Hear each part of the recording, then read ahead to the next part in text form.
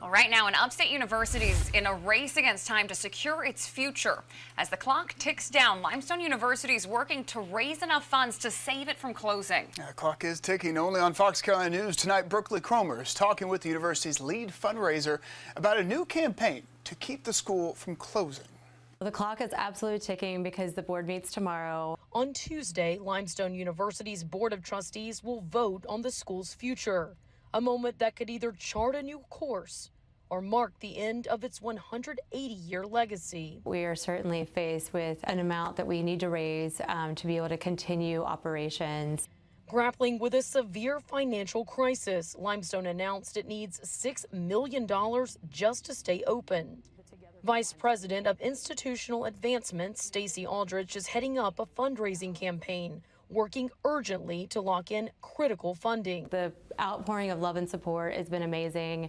There are alumni from all over. I had alumni who drove overnight just to get here to say, what can I do? How can I help? How can I get this message out? In just 4 days, the Together for Limestone campaign has brought in more than 160 donations.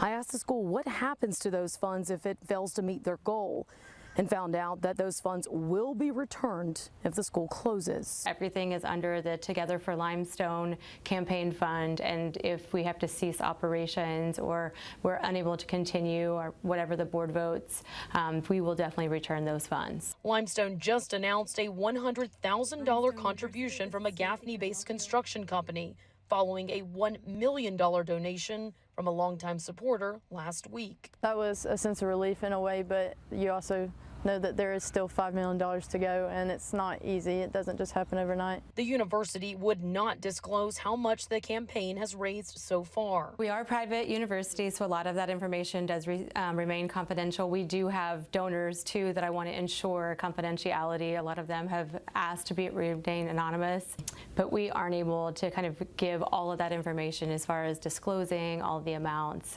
or any of those records. The Board of Trustees is exploring other funding options. So if you evaluate what they're looking at versus what we have in hand, those are certainly all being considered. In Gaffney, Brookley Cromer, Fox Carolina News.